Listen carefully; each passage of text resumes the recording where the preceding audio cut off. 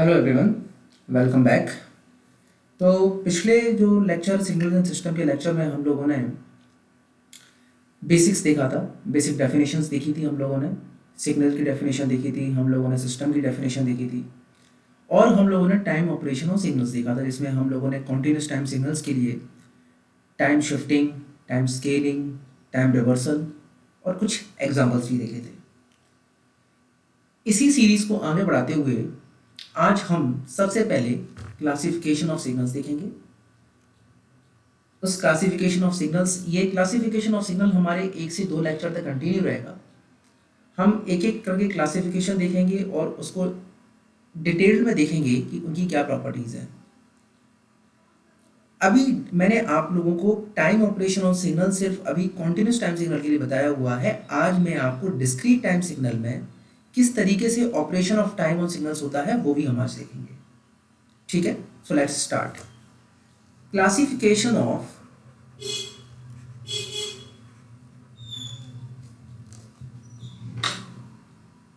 Signals में जो पहली कैटेगरी आने वाली है, that is a part, this is real valued signal और complex valued signals. This is the first category. ठीक है, तो पहली वाली जो सिग्नल्स की कैटेगरी है दैट इज रियल वैल्यू, जो कि उस सिग्नल की वैल्यू क्या है उसके ऊपर डिपेंड करने वाला है। जो सिग्नल का एम्पलीट्यूड है उसके ऊपर डिपेंड करेगा कि क्या होते हैं रियल वैल्यूड सिग्नल और क्या होते हैं कॉम्प्लेक्स वैल्यूड सिग्नल। तो सबसे पहले बात करते हैं रियल वैल्यूड सिग्नल के बारे में। What is real valued signal? Any signal which has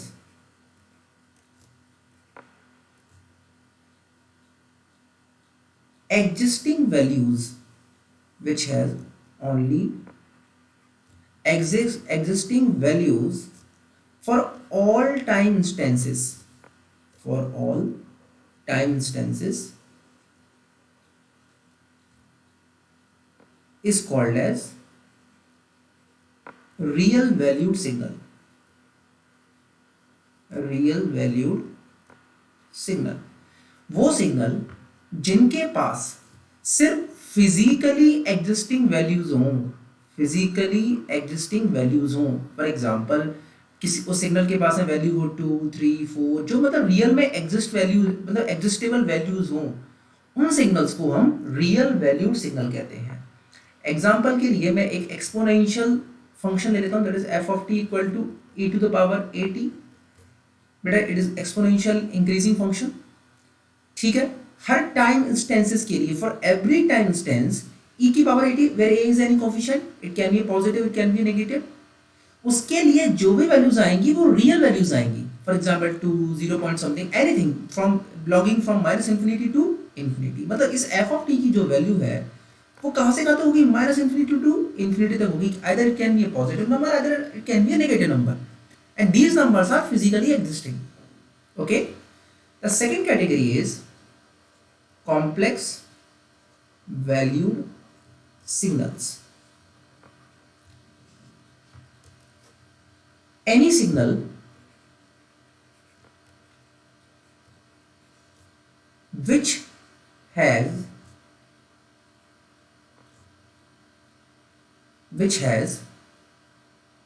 not only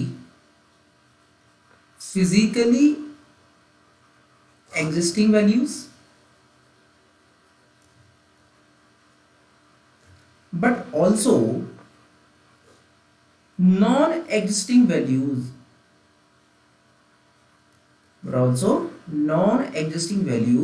is called as complex valued signals। मतलब ऐसा सिग्नल जिसके पास में दोनों वैल्यूज हो, फिजिकली एग्जिस्टिंग वाली वैल्यूज भी हो और नॉन एग्जिस्टिंग वैल्यूज भी। Sir what do you mean by non existing values? Imaginary values. Example Euler function. Euler function, what is Euler function बेटा? F of T equal to e to the power jt, f of t equal to e to the power jt, where j is the iota, it is an imaginary value. इसका इसका इसका function mathematical में हमने पढ़ा है, इसको अगर मैं एक्सपेंड करके लिखना चाहूँ तो इसकी वैल्यू क्या आएगी, f of t equal to cos t plus j sin t, e to the power jt को मैं ऐसे रिप्रेजेंट कर सकता हूँ ना बेटा, f of t equal to cos t plus jt. cos t is having a real number, sin t is having a real number, but this ft is having some complex number. अगर मैं t की value pi by, अगर for example t की value मैंने pi by 4 ले ली तो f of t की वैल्यू क्या आ जाएगी, 1/√2 प्लस j 1/√2. तो this is called as complex valued signal, जिनके पास दोनों तरह के पार्ट हो, रियल वाला पार्ट भी हो और इमेजिनरी वाला पार्ट भी हो. तो ये दोनों चीज़ों का होता है. सर जब ये इनके पास ये जो फिजिकली नॉन एग्जिस्टिंग वैल्यूज होती हैं, तो what is the use of this complex valued signal, क्योंकि रियल में तो एग्जिस्ट नहीं करती ये वैल्यूज, तो इनका यूज क्या है बेटा, इनका यूज है किसी भी, इनका ये बहुत हेल्पफुल रहते हैं ये कॉम्प्लेक्स वैल्यूड सिग्नल, जब हम किसी भी सिग्नल का फ्रीक्वेंसी रिप्रेजेंटेशन करते हैं. जब हम लोग फोरियर सीरीज देखेंगे, हम लोग जब फोरियर ट्रांसफॉर्म देखेंगे, तो हम ये देखेंगे कि ये जो यूलर फंक्शन है या ये कॉम्प्लेक्स वैल्यूड सिग्नल है, ये हमारी एनालिसिस को, मतलब हमारे किसी भी फ्रीक्वेंसी एनालिसिस को कितना ईजी बना देता है. ठीक है, मैं नोट करके लिखा देता हूँ. Note, analysis of complex valued signal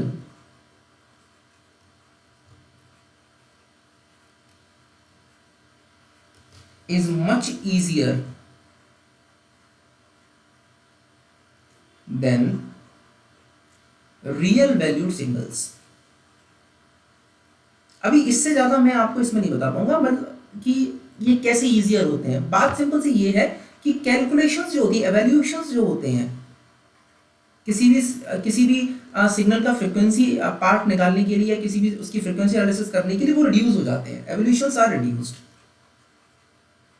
जैसे फॉर एग्जांपल हम फोरियर सीरीज में हम लोग कोफिशिएंट्स निकालते हैं, a to the power an bn, ठीक है, a0. तो ये जब हम कॉम्प्लेक्स वैल्यूड सिग्नल के साथ एनालिसिस करते हैं तो हमको सिर्फ एक कोफिशिएंट निकालने की जरूरत पड़ती है, and that is very also easy, वो भी बहुत इजी होता है. ठीक है, तो the first category is clear बेटा, that is real valued signal और complex valued signals. Now coming for the second category, that is the most popular category is continuous time signal and discrete time signal.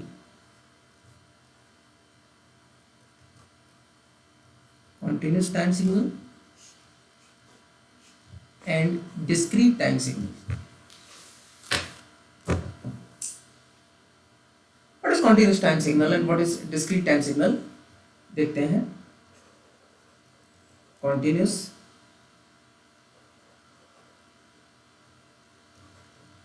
time signal, when the signal value, बेटा ये ध्यान रखो, real valued signal और complex valued signal में क्या था कि उस सिग्नल की वैल्यूज के ऊपर डिपेंड कर रहा था, जो क्लासिफिकेशन था that is only dependent upon the value of the signal. But here in this category that is continuous time signal and discrete time signal, here the classification is dependent upon the independent variable. जो independent variable आपका क्या है signal के लिए, time axis, उसके ऊपर depend करने वाला है. When the signal value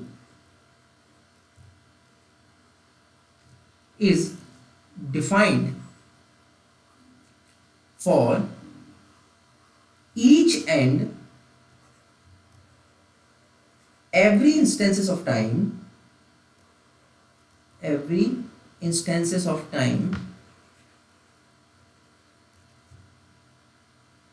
it is called as, for a, मैं इसको जरूरी नहीं है, for every instances of time for a considering time interval, for a, wait a minute, every instances of time for a considering time interval, it is called as continuous time signal.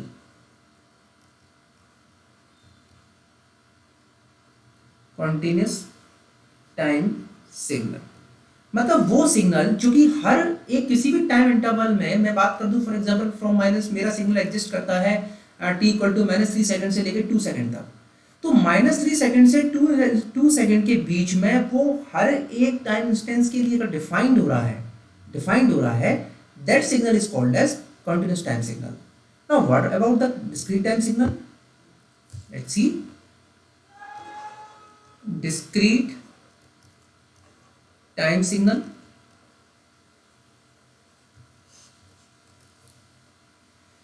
signal value is defined for some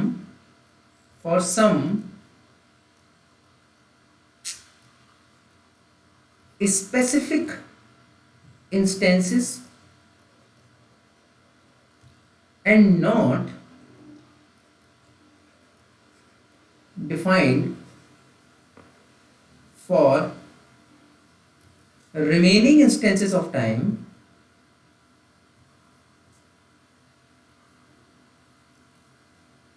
It is called as discrete time signal. It is called as discrete time signal. मतलब ये कि signal की value defined है for some instances and not defined from remaining instances of time. It is called as discrete time signal. Sir discrete time signal का मतलब ये है कि मैं हर टाइम इंस्टेंसेस पे अपनी वैल्यू को डिसाइड नहीं कर रहा हूँ, डिफाइन नहीं कर रहा हूँ. मैं पर्टिकुलर एक टाइम इंटरवल के बाद मैं वैल्यू को डिफाइन कर रहा हूँ, मतलब एक पर्टिकुलर टाइम इंस्टेंस के लिए मैं वैल्यू डिफाइन कर रहा हूँ, बाकी के लिए अनडिफाइंड रख रहा हूँ. सर मेरी सिग्नल की value t equal to 0 second पे है, t इक्वल टू 0 सेकंड पे वैल्यू 1 है, t इक्वल टू 1 पे 0 है, t इक्वल टू 2 पे 2 है, तो क्या ये डिस्क्रीट टाइम सिग्नल है? नो. अगर कभी सिग्नल की वैल्यू अगर 0 हो रही है तो इट इज डिफाइंड ना, it is defined. You know that the value of the signal at t equal to 1 second is 0, तो that is defined. Discrete time signal का मतलब ये है कि अगर मैं t इक्वल टू 1 सेकंड पे ये बोल रहा हूं कि मेरा सिग्नल डिफाइंड नहीं है, तो उसका मतलब बेटा ये कि वो पता ही नहीं है हमें कि वहां पे वैल्यू क्या है सिग्नल की. ठीक है. अब डिस्क्रीट टाइम सिग्नल में हम अपने इसके लिए देखो बेटा, इस पूरी प्रोसेस को जो जिससे हमें डिस्क्रीट टाइम सिग्नल डिफाइन करते हैं, that process is known as sampling. That process is known as sampling. जब हम सैंपलिंग स्टडी करेंगे आने वाले लेक्चर्स में बेटा, या आई think it will be covered in part 3 और पार्ट 4, तो जब हम ये सैंपलिंग कवर करेंगे तब हम ये चीज देखेंगे कि कैसे किसी कॉन्टिन्यूअस टाइम सिग्नल को हम डिस्क्रीट टाइम सिग्नल में कन्वर्ट करते हैं. We will see that what is the process. अभी बस ये ध्यान रखना है कि डिस्क्रीट टाइम सिग्नल होते क्या है. ठीक है. तो जैसे हम कॉन्टिन्यूअस टाइम सिग्नल को रिप्रेजेंट करते हैं एफ ऑफ टी से, ऐसे ही डिस्क्रीट टाइम सिग्नल को हम रिप्रेजेंट करेंगे एफ ऑफ एन से. Here n is also a time, but it is a discrete time, जो कि सिर्फ एक इंडिपेंडेंट कुछ डिस्क्रीट कुछ डिफाइंड वैल्यूज के ऊपर ही ये डिफाइंड होंगी, बाकी वैल्यूज पे ये नॉट डिफाइंड होंगी. बस उनको समझ में आ रहा है बेटा. तो डिस्क्रीट टाइम सिग्नल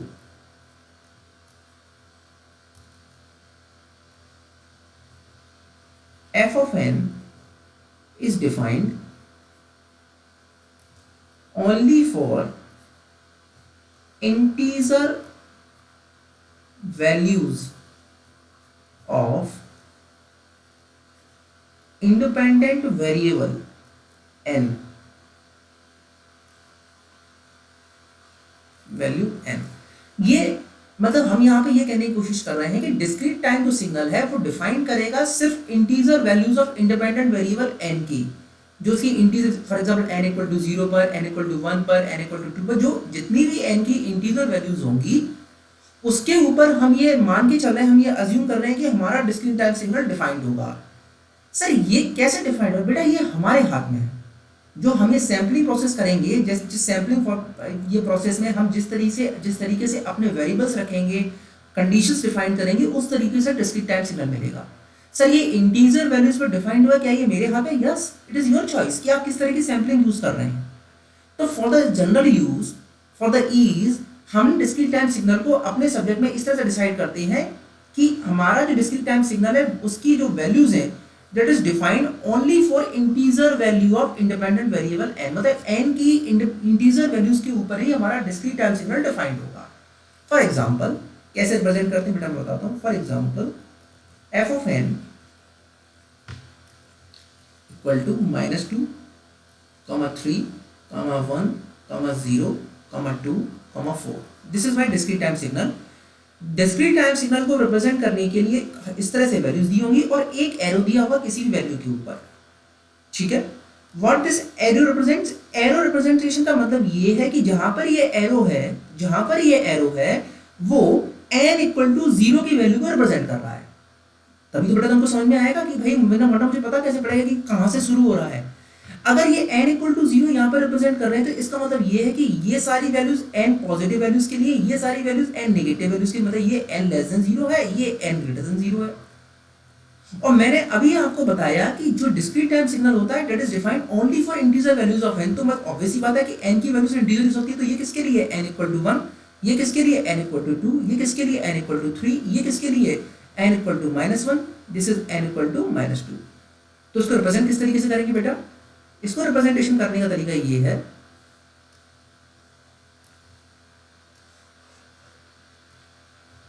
ठीक. This is my n equal to 0, ये n इक्वल टू 1, ये n इक्वल टू 2, ये n equal to 3.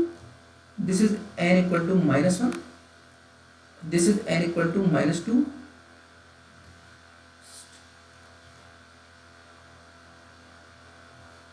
This is n equal to -2 और this is n equal to -3. अब यहाँ पे वैल्यू रिप्रेजेंट हम कर देंगे. सर ये हमारा क्या है? This is my f of n और दिस इज n. ये वैल्यू है 0 है, ये वैल्यू 1 है, ये वैल्यू 2 है, ये वैल्यू 3 है और ये वैल्यू 4 है, एम्पलीट्यूड है. तो n इक्वल टू 0 वैल्यू कितनी है? 1, ये 1 है. n इक्वल टू 1 पे वैल्यू कितनी है? 0. n इक्वल टू 2 पे वैल्यू बेटा कितनी है हमारी? 2. This is 2. n equal to 3 पे वैल्यू हमारी कितनी है? 4. This is 4. n equal to -1 पे हमारी वैल्यू कितनी है? 3. n इक्वल टू -2 पे हमारी वैल्यू कितनी है? -2. सॉरी -2. ओके. तो -2 कहां जाएगा? -2 नीचे जाएगा.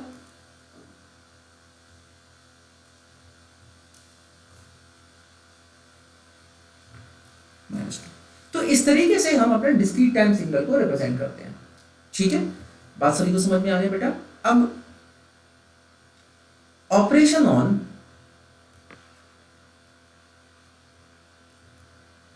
Discrete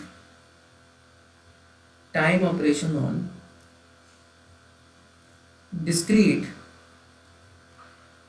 time signals.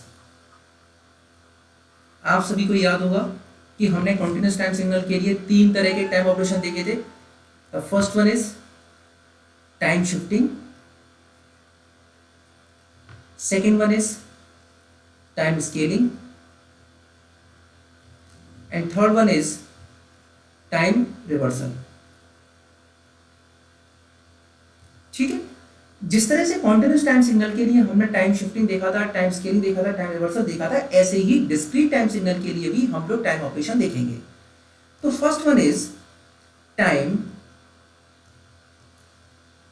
शिफ्टिंग. अब ये बात तो बहुत अच्छे से आपको पता है sir, time shifting can be 2 types.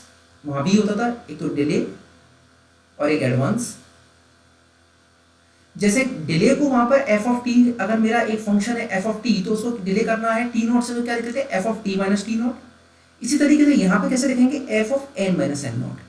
Time advance के लिए किस तरीके से लिखेंगे? जैसे वहां पर t प्लस t नॉट लिखते थे, यहाँ पे किस तरह से लिखेंगे? f of n plus n not. एक एग्जाम्पल देखते हैं बेटा. फॉर एग्जाम्पल मेरे पास में एक सिग्नल है f ऑफ n जिसकी वैल्यू है I can take it as 1, 2, 2, -3. This is my signal. तो इसको रिप्रेजेंट किस तरीके से कर सकते हैं? दिस इज बेटा f of n, this is n equal to 0, n equal to -1, n equal to 1, n equal to 2, ठीक है, यहीं तक है, -1 0 1 2, n इक्वल टू 0 पे वैल्यू है इसकी 1, it is 1, n equal to 1 पे इसकी वैल्यू है 2, n इक्वल टू 2 पे इसकी वैल्यू है -3, n इक्वल टू -1 पे इसकी वैल्यू है 2। This is my f of n। अब अगर वो मुझसे ये कहता है कि आप f ऑफ n माइनस 2 निकालिए, n माइनस 2 का मतलब ये है कि सर ये 2 से डिले कराना चाहता है, 2 टाइम इंटरवल से ये डिले कराना चाहता है। तो तुम मुझे बताओ कि डिले कराने में, फॉर एग्जांपल ये मेरा सिग्नल है, ठीक है बेटा, तो ये जब मेरा सिग्नल है, तो अगर ये डिले कराना चाहता है, तो डिले कराने का मतलब तुमको क्या समझ में आएगा? तुमको डिले करने का मतलब ये आएगा कि सर ये राइट हैंड साइड में सिग्नल शिफ्ट होगा, ठीक। तो तुम क्या करो, तुम अपने एरो को तो कांस्टेंट रखो और इस सिग्नल को खिसका दो कहाँ, राइट हैंड साइड पर।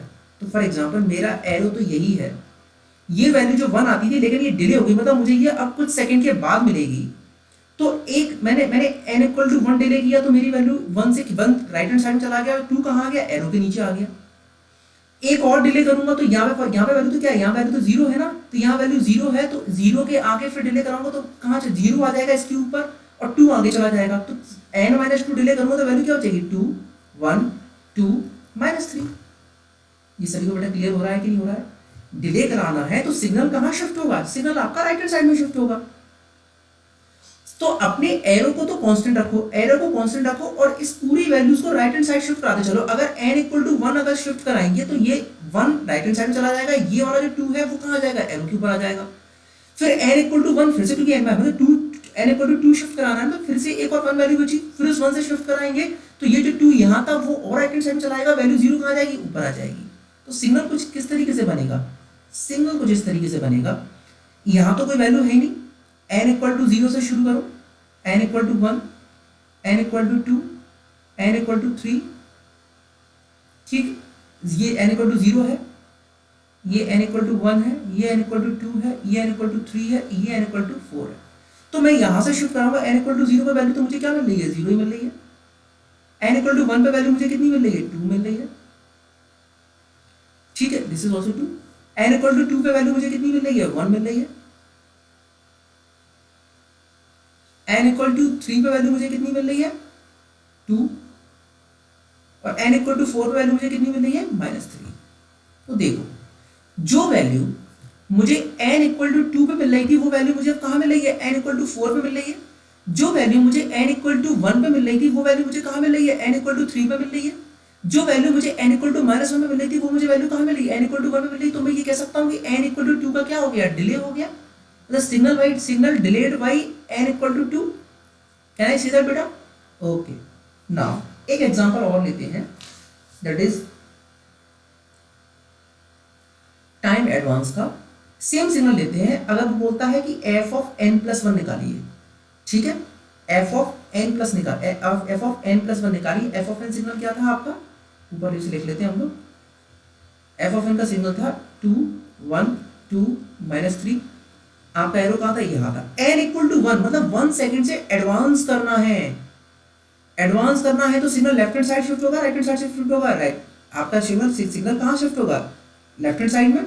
पहले चीजें आपको पहले मिलना शुरू हो जाएंगी। तो एरो को क्या रखना है, कांस्टेंट, और इस सिग्नल को शिफ्ट कराना है। तो 1 से शिफ्ट कराएंगे तो f ऑफ n प्लस 1 क्या मिलेगा, सर सब कुछ लेफ्ट हैंड साइड शिफ्ट हो जाएगा। तो ये जो एरो था जो पहले 1 पे था वो एरो कहाँ जाएगा, 2 पे। This is 1, this is 2, this is -3।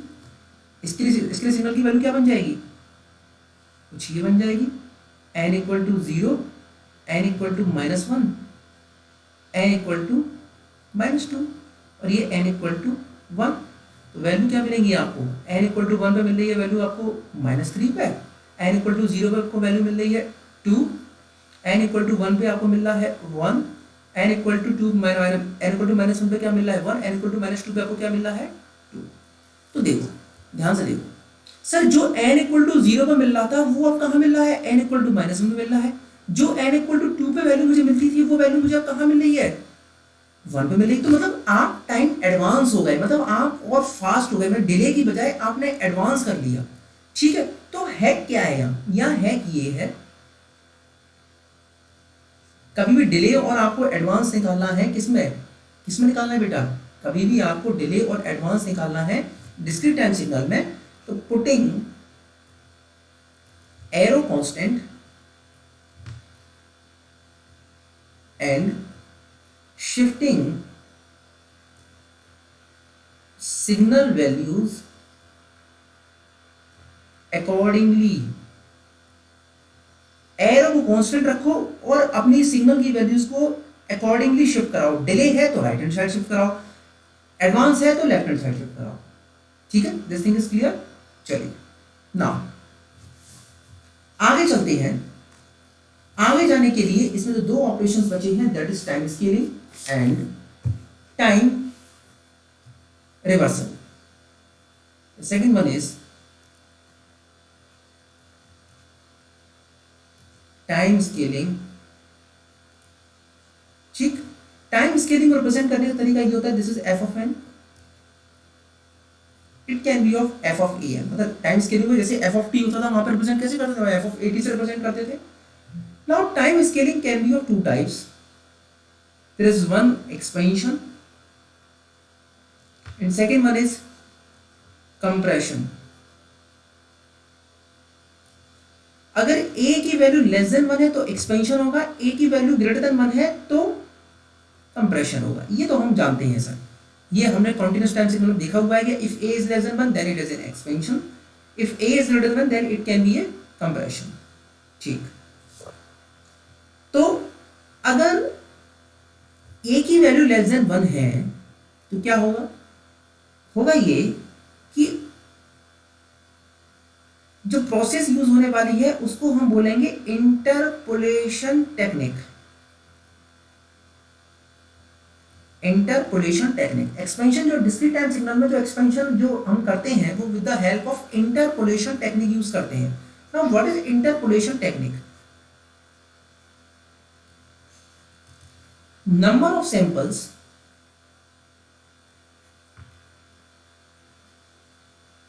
in resulting signals, in resulting signal।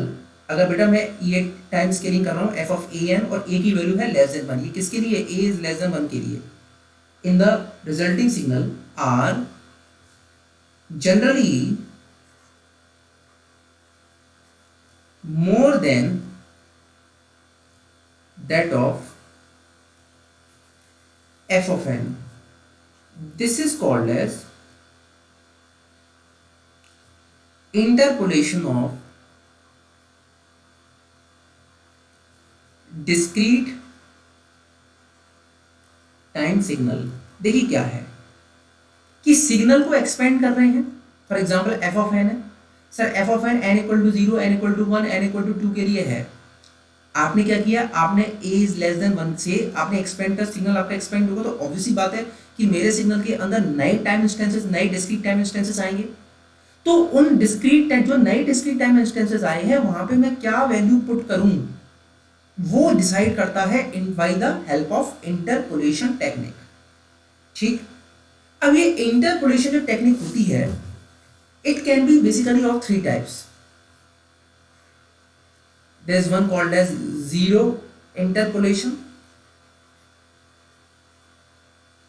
यही आपकी डिफॉल्ट इंटरपोलेशन टेक्निक बोला जाता है, इसको default interpolation technique.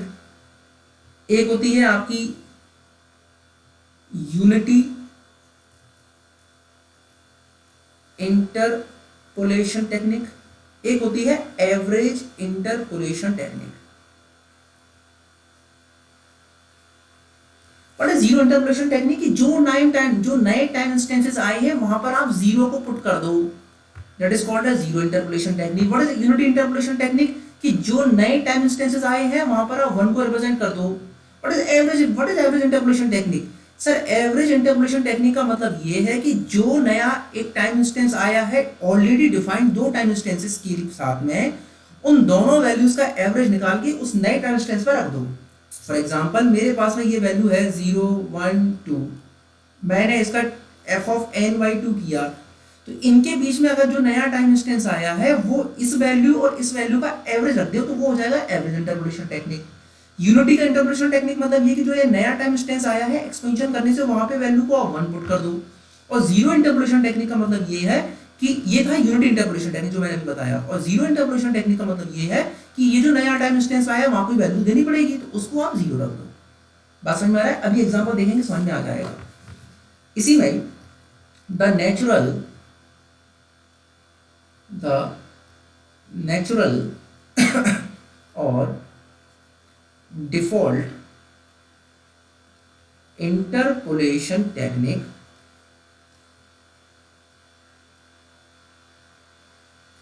is zero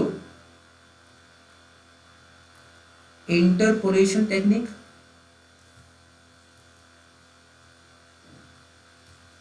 in which, ये ध्यान रखने वाली चीज है, 1 by a minus 1, ये ध्यान रखना, in which 1 by a minus 1 zeros are placed between every two successive sample values, every two successive sample values। अभी एग्जांपल देखो, इतनी बेहतरीन तरीके से समझ में आपको आने वाला है। फॉर एग्जांपल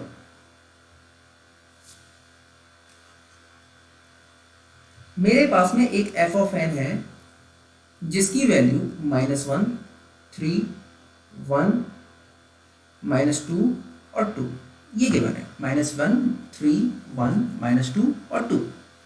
अब इसने आपसे ये कहा कि भाई आप fn/2 निकालिए। यहाँ पे बेटा a की वैल्यू क्या है, व्हाट इज a, 1/2। सिस्टम का क्या होगा, इस सिग्नल का क्या होगा, एक्सपेंशन। एक्सपेंशन होगा तो क्या यूज करना पड़ेगा, इंटरपोलेशन टेक्निक। डिफॉल्ट इंटरपोलेशन उसने कोई बताया नहीं कि आप यूनिटी कीजिए, आप एवरेज कीजिए या जीरो कीजिए। उसने आपको बोला कि भैया आप तो इंटरपोलेशन कर दो। आपने इंटरपोलेशन मतलब डिफॉल्ट इंटरपोलेशन इज मतलब जीरो इंटरपोलेशन। जीरो इंटरपोलेशन ये कहता है, जीरो इंटरपोलेशन ये कहता है कि आपको 1/a-1 जीरोस प्लेस करने पड़ेंगे हर एक दो सक्सेसिव सैंपल वैल्यूज के बीच में। मतलब हर एक दो सैंपल वैल्यू के बीच में आपको 1/a-1 जीरो प्लेस करने पड़ेंगे। तो a की वैल्यू है 1/2, तो 1/a माइनस क्या हो जाएगा, 1/1/2 = 2 - 1। मतलब हर टाइम इंस्टेंस के बीच में हर दो सक्सेसिव वैल्यू के बीच में आपको एक जीरो पुट करना है। तो -1, ठीक है, 3 ये था 1, ये था -2, ये था 2, ये मेरा जीरो। मतलब इनके हर एक के बीच में आपको एक जीरो पुट करना पड़ेगा। तो 0 0 0 0। बात समझ में आ रहा है नहीं आ रहा है? अब तुम देखो यहाँ पे कितने टाइम इंस्टेंसेस प्रेजेंट थे, यहाँ पे कितने टाइम इंस्टेंसेस प्रेजेंट है, n = 0, n = 1, n = 2, this is n = -1, n = -2। अब यहाँ देखना यहाँ कितने टाइम इंस्टेंसेस प्रेजेंट है, n = 0, n = 1, n = 2, n = 3, n = 4, this is n = -1, this is n = -2, this is n = -3, this is n = -4। मतलब ये सर कि देखो एक्सपेंशन हुआ कि नहीं हुआ, कि पहले मेरा सिग्नल n = -2 से 2 के बीच में था। अब मेरा सिग्नल कहां से कहां तक हो गया, n - 4 से लेके 4 के बीच में। तो आपके सिग्नल का क्या हुआ, एक्सपेंशन हुआ। अभी इसी तरीके से अगर मैं इसकी जगह अगर मैं f of n/3 रख देता तो क्या करना पड़ता तुमको, कितने हर एक सक्सेसिव वैल्यू के बीच में कितने जीरो रखने पड़ते, 1/a-1 तो 1/1/3 -3 -1 = 2। मतलब कि हर एक दो सक्सेसिव वैल्यूज के बीच में तुमको दो जीरो पुट करने पड़ते। तो अब तुम देखो कि ये n/2 पे एक्सपेंशन कहां से, 2 का एक्सपेंशन हो गया। मतलब n = -2 से लेकर 2 के बीच में, ये अब कहां से हो गया, n = -4 से 4 के बीच में। अगर n/3 करता तो कहां से हो जाता, -6, n = -6 से 6 के बीच में। ये सभी को बात क्लियर हुई बेटा? बेटा दिस थिंग इज क्लियर, सभी को बेटा ये चीज क्लियर हुई कि किस तरीके से हम लोग अपने डिस्क्रीट टाइम सिग्नल का एक्सपेंशन करते हैं। एक्सपेंशन किया जाता है with the help of interpolation technique. And what is interpolation technique sir, it is basically a method of putting some values, क्योंकि सिग्नल एक्सपेंशन हुआ है तो अब उन एक्सपेंशन हुआ है तो नए टाइम इंस्टेंसेस आए हैं, वहां पे वैल्यू क्या रिप्रेजेंट की जाए वो हमको बताता है interpolation technique. It can be of 3 types. The first one is zero interpolation technique, second one is unity interpolation technique, third one is average interpolation technique. तो default interpolation technique is zero interpolation technique. Unity का मतलब यह है कि 1 put कर दीजिए, average का मतलब ये है कि दो सक्सेसिव सैंपल के बीच में आपको जो वैल्यूज लेके आनी है उन दोनों सैंपल का एवरेज निकाल के वो बीच में लाके वैल्यू पुट कर दो। तो अगर वो क्वेश्चन में आपसे कुछ नहीं कह रहा है तो इसका मतलब ये कि आपको जीरो इंटरपोलेशन टेक्निक यूज करनी है। अगर वो कहता है कि यूनिटी करनी है कि एवरेज करनी, तो आपको उस अकॉर्डिंग वैल्यू रखनी पड़ेगी। I think it is clear. Now the second one is compression. What is compression? Compression can be used as with the help of decimation technique. Compression जो यूज किया जाता है वो डेसिमेशन टेक्निक के through use किया जाता है। Expansion is used with the help of interpolation technique and compression is used with the help of decimation technique. क्या होता है ये देखते हैं। Decimation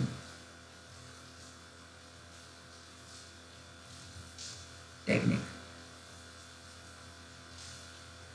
ये किसके लिए होगा? A is greater than 1 के लिए होगा। इंटरपोलेशन किसके लिए होता है? A less than 1 होगा। तो यहां पर कंप्रेशन होगा, एक्सपेंशन होगा? कंप्रेशन होगा। f ऑफ n सिग्नल है, f ऑफ an में कन्वर्ट करा है, where a should be greater than 1, तो क्या होगा? कंप्रेशन। और कंप्रेशन की हुई क्या बोलते हैं? हम बोलते हैं डेसिमेशन टेक्निक। ठीक है, चलो। तो इसमें क्या होगा कि नंबर ऑफ वहां पर सैंपल्स क्या हो रहे थे, जो हमारे डिस्क्रीट टाइम सिग्नल में एक्सपेंशन में जो सैंपल्ड वैल्यूज आ रही थी वो क्या हो रही थी? इंक्रीज हो रही थी। तो यहां क्या हो जाएगी? डिक्रीज होगी। Number of samples in resulting signals are generally less than that in fn। मतलब ये कि जितना fn में है उसमें ये जो f ऑफ a और f ऑफ an में जो आएंगी वो क्या होंगे? कम होंगे, क्योंकि यहाँ पे कंप्रेशन हो रहा है। It is called as decimation of discrete time signals। बात समझ में आ रहा है बेटा? What is decimation? Decimation is a process in which the number of samples in resulting signal are found less than that of original signal f of n। ठीक है, ये बात समझ में आ गई। एंड ये कब होगा? जब आप टाइम स्केलिंग करा रहे हैं and where the coefficient of scaling should be greater than 1। ठीक, ये समझ में आ गया। अब ये डेसिमेशन टेक्निक में यूज क्या करते हैं? In decimation technique retain only each consecutive, ध्यान से समझना, ये retain only each consecutive eighth term from n equal to 0 in final signal and remaining signal will be discarded। remaining samples, not signal, remaining samples will be discarded। मतलब ये कि decimation technique में आपको original से शुरू करना है, n equal to 0 शुरू करना है, और हर एथ टर्म जो है n इक्वल, फॉर एग्जांपल मैंने f of 2 of n use किया, तो मतलब ये कि 0 से लेके हर जो दूसरा टर्म है उसको तो रिटेन रखना है, उसको तो आपको रखना है अपने पास में, बाकी सबको नेग्लेक्ट कर देना है। कैसे? देखिए, वही वाला एग्जांपल लेते हैं, पहले वाले एग्जांपल लेते हैं। f of n equal to -1 3 1 -2 2, this is our f of n। वो f ऑफ 2n की बात कर रहा है, तो a is greater than beta 1, तो यहां क्या होगा? डेसिमेशन टेक्निक होगी। तो शुरू तो आपको कहां से करना है? ओरिजिन से ही करना है, तो 1 से ही करना है। इसके बाद हर a की वैल्यू क्या है? Ath term, n starting from n equal to 0, हर एथ टर्म रखना है और बाकी सबको नेग्लेक्ट करना है। a की वैल्यू क्या है? दूसरी। मतलब ये कि n इक्वल टू 0 से राइट हैंड साइड में भी और लेफ्ट हैंड साइड में भी हर दूसरा टर्म रखना है। तो n इक्वल टू 0 शुरू किया, पहला टर्म क्या है? ये -2, दूसरा टर्म क्या है? 2। तो मतलब ये हर दूसरा टर्म रखना है, तो कौन सा टर्म रखना पड़ेगा? 2। -2 को क्या करना है? नेग्लेक्ट करना है। इसी तरीके से लेफ्ट हैंड साइड में हर दूसरा टर्म रखना है, तो ये तो पहला टर्म है, दूसरा टर्म कौन सा है -1, तो ये हो जाएगा f(2n), और जो टर्म नहीं रहे उनको नेग्लेक्ट कर दो। तो ये हर starting from f(n), starting from f(2n) मतलब starting from n equal to 0 आपको हर दूसरा टर्म रखना है, क्योंकि f(2n), अगर ये f(3n) होता तो हर तीसरा term starting from n equal to 0। अगर ये f(4n) होता तो हर चौथा टर्म रखना होता, बाकी सबको नेग्लेक्ट कर देना। बस सबको समझ में आया बेटा? What is decimation technique? Decimation technique is used for compressing the signal, discrete time signal. What is interpolation technique? Interpolation technique is for expansion of the discrete time signal. एक एग्जांपल लेते हैं, एक और एग्जांपल लेते हैं। f of n equal to 7 6 5 4 3 2 1 2 3 4 5 6 7, this is 1 starting from 1। अब वो आपसे ये कह रहा है कि आप f of 3n बताइए क्या होगा। तो बेटा starting from n equal to 0 हर तीसरा टर्म रखना है। अब देखो पहले राइट हैंड साइड में पहला टर्म, दूसरा टर्म, तीसरा टर्म, ये 4, फिर पहला यहां से स्टार्ट करेंगे, 4 से स्टार्ट करेंगे, पहला टर्म, दूसरा टर्म, तीसरा टर्म, 7। इसी तरीके से इसमें लेफ्ट हैंड साइड में पहला टर्म, दूसरा टर्म, तीसरा टर्म, 4, फिर यहां से शुरू करेंगे, पहला टर्म, दूसरा टर्म, तीसरा term, 7। This is f of 3n, simple बात समझे। ऐसी तरह से f of 4n क्या होगा? Starting from n equal to 0 पहला टर्म, दूसरा टर्म, तीसरा टर्म, चौथा टर्म, 5 आ गया। ठीक है, 5 आ गया।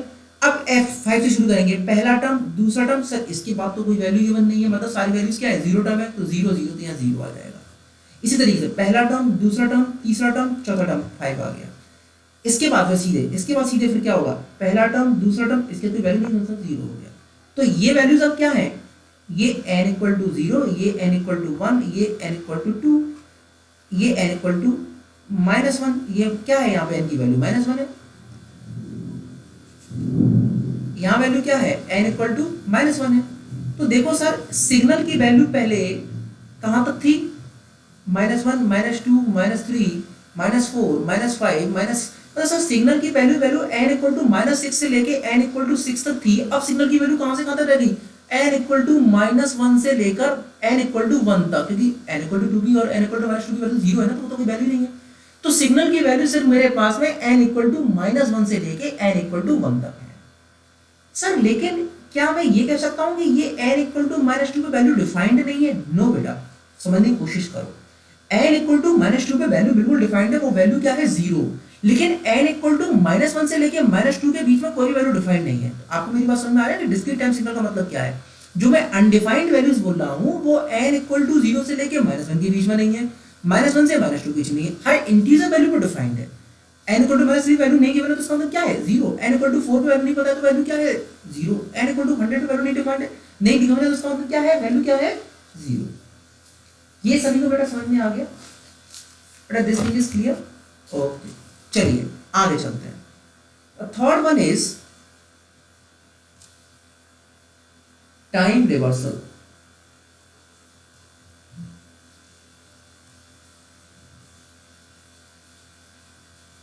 टाइम रिवर्सल का मतलब होता है f of n को मैं कहूं f of -n, this is makes 180 degree rotation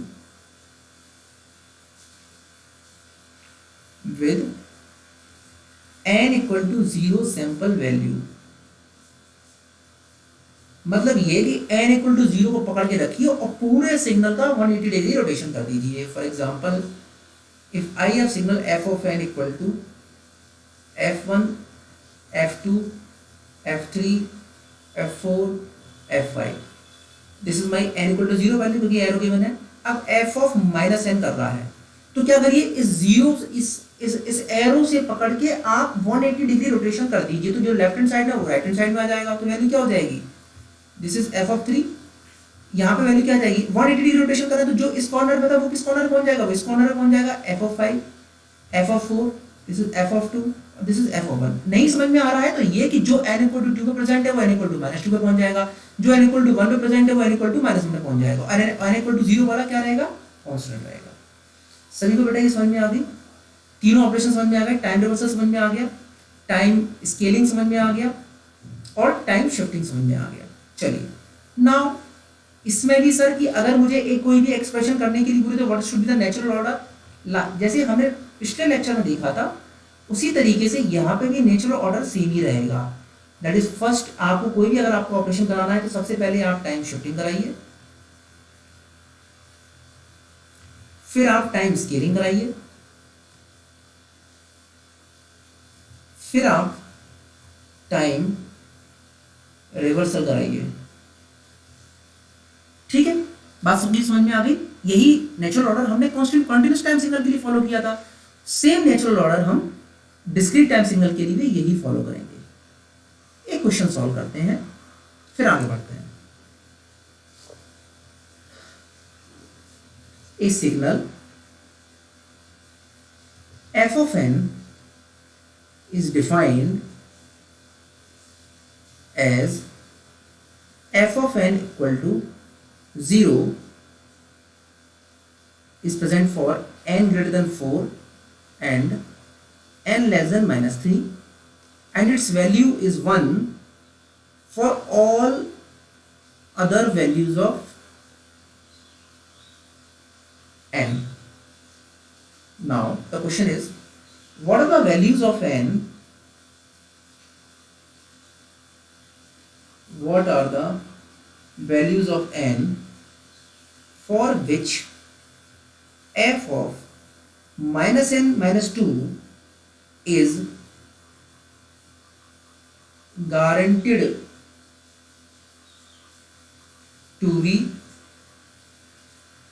0?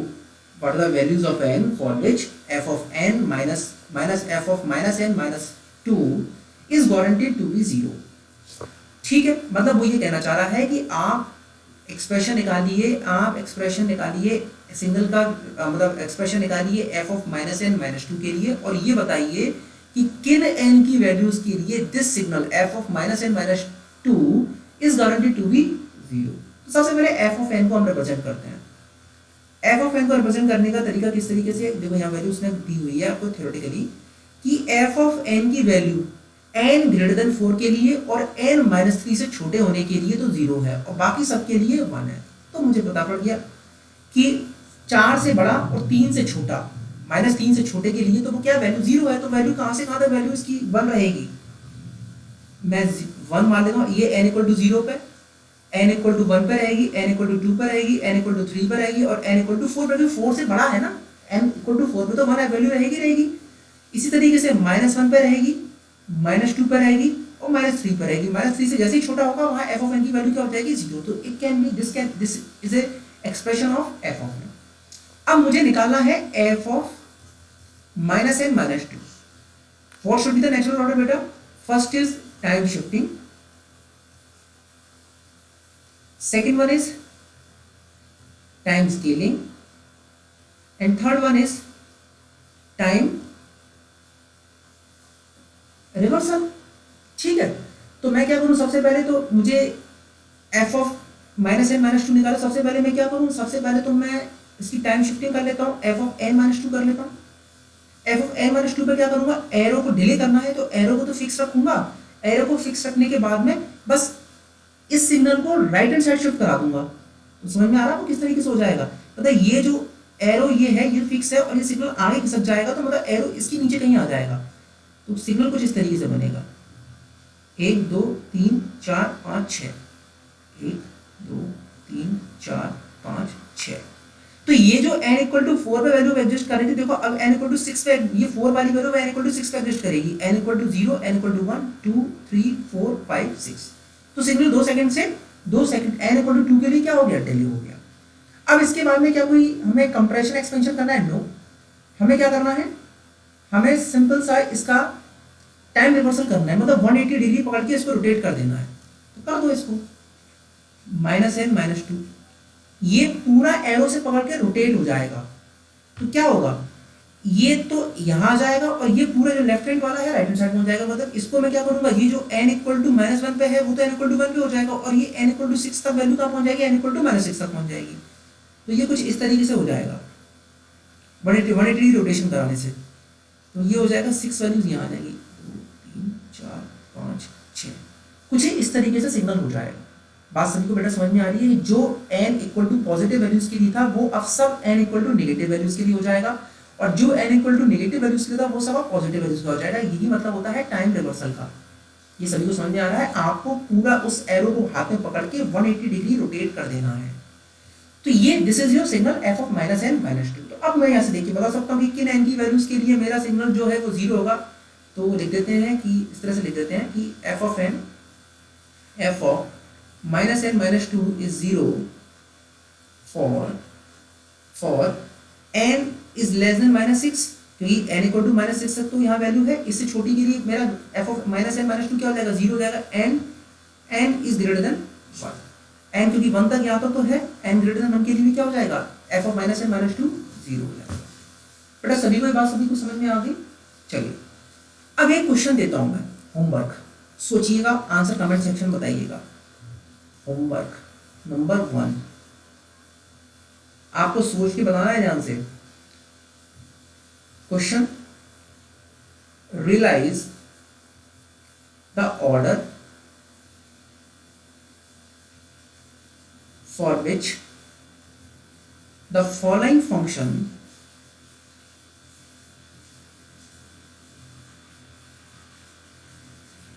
f of n minus m by l is obtained from f of n by using 3 techniques: interpolation,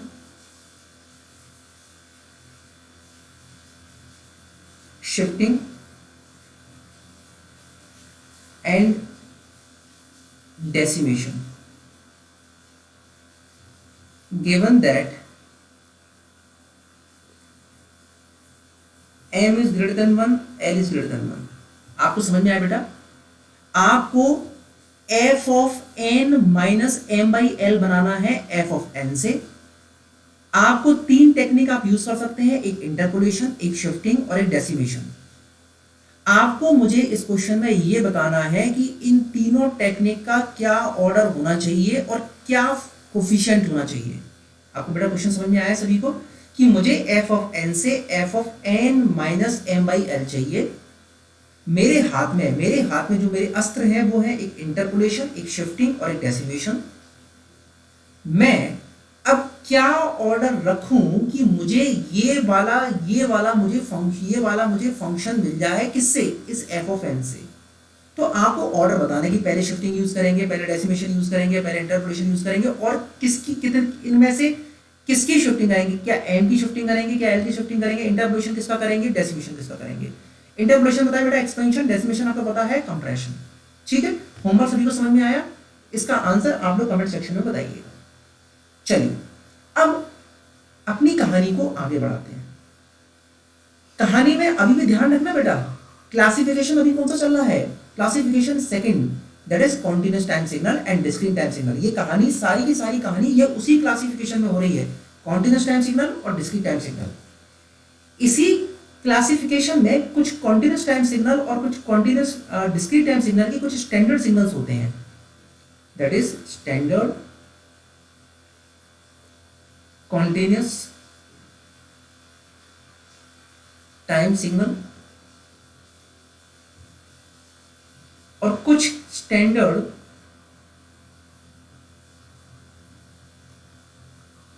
discrete time signal होते हैं। The first one is unit impulse function या unit impulse signal.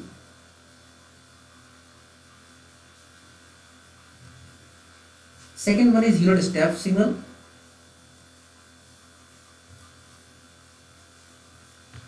Third one is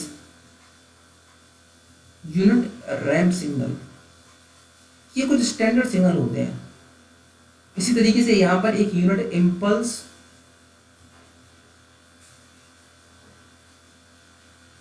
sequence, the second one is unit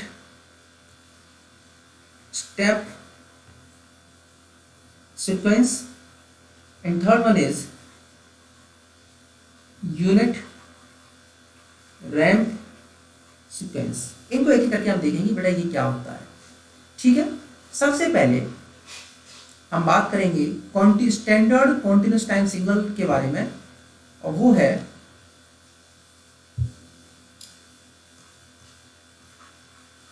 unit impulse signal.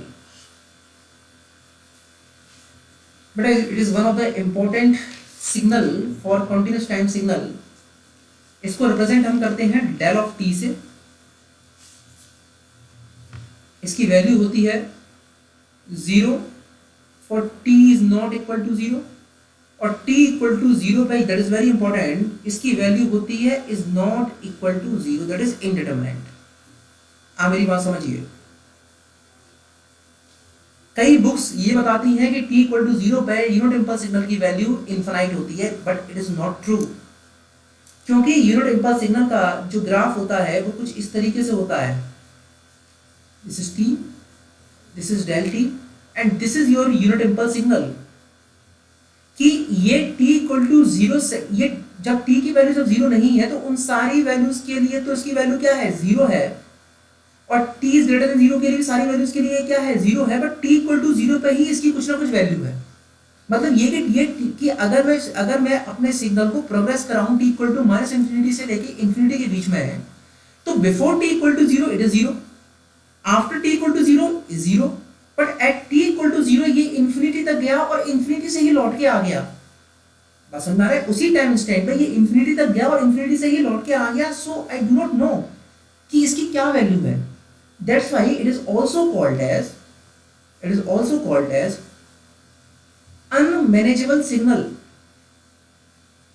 Unmanageable signal, ये इसको manage नहीं कर पाते इस signal को। Unmanageable signal as the value is not defined at t equal to 0। इसको हम unmanageable signal बोलते हैं क्योंकि इस सिग्नल की जो वैल्यू है वो डिफाइन नहीं है t इक्वल टू 0 पे। बट स्टडी करना है यूनिट इंपल्स सिग्नल को तो मैनेज तो करना पड़ेगा। सो इसीलिए to manage del T signal a parent manageable signal is defined indirectly। देखो बेटा यूनिट इंपल्स सिग्नल तो भाई मैनेजेबल नहीं होता, बट उस अनमैनेजेबल सिग्नल को स्टडी करने के लिए, मैनेज करने के लिए एक पेरेंट सिग्नल डिसाइड, मतलब उस सिग्नल को बनाने के लिए उसका एक पेरेंट सिग्नल बनाया जाता है जिससे कि हम स्टडी कर सकें, और उस पेरेंट सिग्नल का जो एरिया होगा दैट इज यूनिटी। अब पेरेंट सिग्नल क्या क्या टाइप हो सकते हैं, जैसे मैं बता देता हूं। एक टाइप तो हो सकता है rectangular pulse, that is -a/2 a/2 1/a, एक पहला पेरेंट सिग्नल। यहाँ पे एरिया क्या है इसका, area is the length into breadth. Length कितनी है a और इसकी हाइट कितनी है 1/a, तो क्या एरिया हो जाएगा, area 1। It can be of triangular pulse -a से a, और दिस इज 1/a। इसका एरिया क्या होगा, half base into height, half into 2a into 1/a equal to 1। तो ये जो यूनिट इंपल्स सिग्नल की बात हो रही है ना बेटा, यहाँ पे जो ये यूनिट सिग्नल इंपल्स सिग्नल की जो बात हो रही है, that unit is basically it's area. ये इसका एरिया है। मतलब ये कि जो पेरेंट सिग्नल हम डिसाइड बना रहे हैं उन पेरेंट सिग्नल का जो एरिया है दैट इज यूनिटी। तो यहाँ पे जो कोफिशिएंट हम बोलते हैं that is unit impulse signal. तो ये बेटा इसका एम्पलीट्यूड नहीं है, एम्पलीट्यूड तो unmanageable, we know that we don't know what is the magnitude of this unit impulse signal at t equal to 0. Actually the unity is its area. तो sir ये तो बात समझ में आ गई कि आपने ये कह दिया कि sir it's parent signal, but sir ये इम्पल्स सिग्नल कहाँ है? बेटा आप उसको बना सकते हो। इम्पल्स सिग्नल बनाने के लिए आप इसकी a की जो लिमिट है इट्स a टेंड्स टू 0 रख दीजिए। लिमिट a टेंड्स टू, मैं जैसे 0 रखूंगा बेटा तो देखो क्या होगा कि ये जो -a/2 है, a की वैल्यू 0 रखूंगा तो ये वैल्यू कितनी हो जाएगी 0, ये वैल्यू कितनी हो जाएगी 0, मतलब ये जो सिग्नल फैला हुआ है ये कंप्रेस होकर कहाँ पे आएगा, t इक्वल टू 0 पे आएगा। और जो ये इसकी हाइट है, ये जो 1/1/a है, ये वैल्यू कितनी हो जाएगी इनफिनाइट। तो ये कुछ सिग्नल, ये सिग्नल जो है इस तरीके से ये वाला जो इसकी जो वो है क्या कहते हैं एज है वो इधर की तरफ जाएगी। इसकी एज कहाँ जाएगी, जब मैं a टेंड्स टू 0 करूँगा, a को 0 की तरफ लेके जा रहा हूँ, ये कहाँ जाएगी, ये जाएगी। और ये जो है ये कहाँ जाएगा, ऊपर की तरफ जाएगा, और पास लेके जाओगे और ऊपर जाएगा। और t और बिल्कुल जब a टेंड्स टू 0 हो जाएगा तो ये कहाँ पहुंच जाएगा, इक्वल टू इंफिनिटी पहुंच जाएगा। तो from these parent signal, if I want to make impulse signal, तो मुझे क्या करना पड़ेगा, लिमिट a टेंड्स टू 0। इन पेरेंट सिग्नल से अगर मुझे इंपल्स सिग्नल बनाना है तो मैं क्या करूं, लिमिट a टेंड्स टू 0 रख दूं। तो अगर मैं इनको इसको मैं f ऑफ t बोलूं, इसको मैं g ऑफ t बोलूं, तो how can I obtain del of t from f of t and g of t? Limit a tends to 0 f of t equal to limit a tends to 0 g of t। ये सभी को समझ में आ रहा है बेटा? ठीक। अगर कोई बात कहता है कि if I have signal that is 2 del of t, तो इसका मतलब क्या है, what do you mean by 2 del of t? 2 del of t मतलब ये कि ये इंपल्स सिग्नल जिसका पेरेंट सिग्नल, जिस पेरेंट सिग्नल से ये इंपल्स सिग्नल बना है उसका एरिया 2 है। क्लियर बेटा और नॉट? मतलब ये कि ये 2 del of t का मतलब ये है कि ये 2 del of t जिस पेरेंट सिग्नल से बना है, जिस पेरेंट सिग्नल से बना है उस पेरेंट सिग्नल का जो एरिया है, उस पेरेंट सिग्नल का जो एरिया है, that area is 2। I think this is clear. मुझे लगता है ये चीज सभी को क्लियर होगी। चलिए तो आगे की बात इसमें लिख लेते हैं। Hence, unit impulse signal is not have unique definition। कोई डेफिनेशन नहीं है, क्योंकि सर ये अलग अलग तरह के पेरेंट सिग्नल है, जैसे एक रेक्टेंगुलर पल्स हो गया, एक ट्रायंगुलर पल्स हो गया, ये अलग अलग तरह के सिग्नल से, ये अलग अलग तरह के पेरेंट सिग्नल से बनाया जा सकता है इंपल्स सिग्नल। तो मैं क्या कह सकता हूं कि unit impulse signal is not have unique definition, it is generalized by using wide variety of signals having inversely proportional to widths and heights। मतलब ये कि सर ये कोई इसकी यूनिट डेफिनेशन नहीं होती सर, इसको जनरलाइज किया जाता है। आप ऐसे सिग्नल, बहुत सारे सिग्नल्स आप ले सकते हो, बट उनमें ये चीज कंडीशन ध्यान होनी चाहिए कि उनकी विड्थ और हाइट आपस में इनवर्सली प्रोपोर्शनल होनी चाहिए। फॉर एग्जाम्पल देखिए, यहाँ पे विड्थ है a के फॉर्म में और हाइट क्या है 1/e के फॉर्म में। यहाँ पे विड्थ क्या है a के फॉर्म में और हाइट क्या है 1/e के फॉर्म में। ये आपको ध्यान रखना है। तो इसीलिए इस यूनिट इंपल्स सिग्नल को कभी कभी हम जनरलाइज्ड सिग्नल भी कहते हैं। बात समझ में आ रहा है बेटा? ये मैं इतना डिटेल में इसलिए पढ़ा रहा हूं because that unit impulse signal is very very important. ये बहुत इंपॉर्टेंट है बेटा, इसलिए इतना डिटेल में पढ़ा रहा हूं मैं कि ये यूनिट इंपल्स सिग्नल है, इसको ही हम जनरलाइज्ड सिग्नल भी कहते हैं। क्यों जनरलाइज्ड कहते हैं? क्योंकि सर इसकी कोई यूनिट डेफिनेशन नहीं है। It can be generated, it can be generalized from a wide variety of signals. कई तरह के सिग्नल से जनरलाइज कर सकते हैं, बस कंडीशन एक ही होनी चाहिए कि उनकी विड्थ और उनकी हाइट आपस में इनवर्सली प्रोपोर्शनल होना चाहिए। ठीक है? तो कैसे मैनेज किया आपने? तो आपने मैनेज कैसे किया? Impulse signal can be managed by considering area of parent signal to be finite. Sir unmanageable का मतलब क्या है कि हमें वैल्यू पता ही नहीं है। वैल्यू हमारे पास है फाइनाइट, जो हम del T, 2 del T, 3 del T, या फाइनाइट जो वैल्यू है ये 1 2 3, ये कैसे है कि पेरेंट सिग्नल के एरिया को फाइनाइट कर दो। इस तरीके से हमने मैनेज किया है अपने इंपल्स सिग्नल को। बात सभी को समझ में आ रही है बेटा? इस पूरे इंपल्स सिग्नल में what is finite, what is the coefficient of impulse signal? That is the area. क्या एरिया वो इंपल्स सिग्नल का है? नो, उसके पेरेंट सिग्नल का एरिया है। It can B unity, it can B 2, it can B 3, it can B 4। So whatever is the magnitude of the impulse signal, whatever is the coefficient of the impulse signal, that coefficient basically represents the area of the parent signal from which impulse signal is generalized. I think this definition for impulse signal is clear. The right word is generalization. This generalization of impulse signal is clear.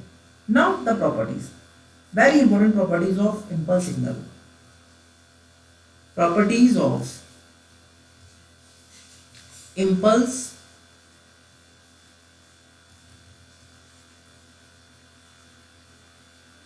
signal. The first one is area property, जो अभी तक हमने decide किया।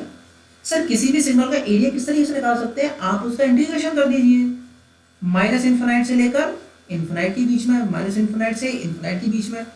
Area करेंगे del of T into D T का कितना area आएगा? 1। ये तो बात हमने की है कि इंपल्स सिग्नल का जो यूनिटी होता है दैट इज इट्स एरिया। ठीक है, तो ये जो सिग्नल है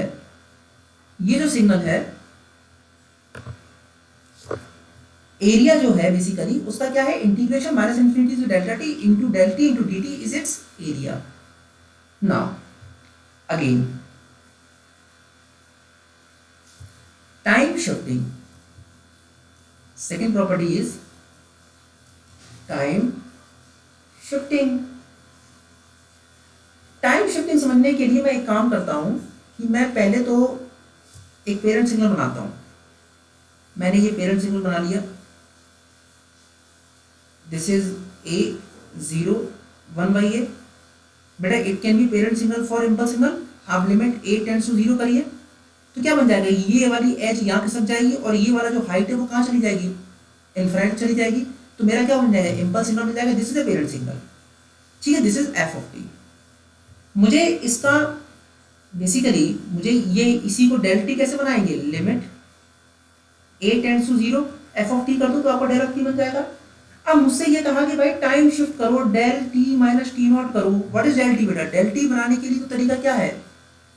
डेल टी तो मेरा ये हो जाएगा, this is my del T. ठीक है, दिस इज डेल टी। अब उसने ये कहा कि आप del of T minus T naught बनाओ। तो पहले मैं क्या करता हूं? पहले मैं पेरेंट सिग्नल को जो मेरा एफ ऑफ टी है उसको टाइम शिफ्ट करा के देखता हूं कि क्या होगा। टी माइनस टी नॉट, तो ये क्या होगा? दिस इज ये 0 वाला कहां पहुंच जाएगा? टी नॉट पे पहुंच जाएगा। और ये ए वाला कहां पहुंच जाएगा? ए प्लस टी नॉट पे पहुंच जाएगा, क्योंकि टाइम डिले हो रहा है। तो कुछ ये इस तरीके से बन जाएगा। ये एम्पलीट्यूड कितना है इसका? 1/a। अब मुझे इसको इंपल्स बनाना है तो इसको क्या करना पड़ेगा? Limit a tends to 0 sorry, तो ये क्या हो जाएगा? Limit a tends to 0। Limit a tends to 0 करके यहां वैल्यू क्या होगी? लिमिट a टेंड्स टू 0 करके ये टी नॉट पे a की टेंड्स टू 0 करेंगे तो ये क्या हो जाएगा? ये टी नॉट पे जाके इंपल्स बन जाएगा। बात सभी को समझ में आ रही है? This is del T minus T naught. तो मतलब ये कि if this is del T, तो del T minus T naught क्या हो जाएगा? सेम जो टी नॉट पर आके मुझे इंपल्स मिल जाएगी। बात सभी को समझ में आ रहा है? This is del T minus T naught. Sir time advance अगर करा दूं तो क्या मिल जाएगा मुझे? Del T plus T naught कर दूं तो मुझे क्या मिलेगा सर, टाइम एडवांस हो जाएगा, सेम चीज मुझे कहां मिल जाएगी, माइनस टी नॉट में मिल जाएगी।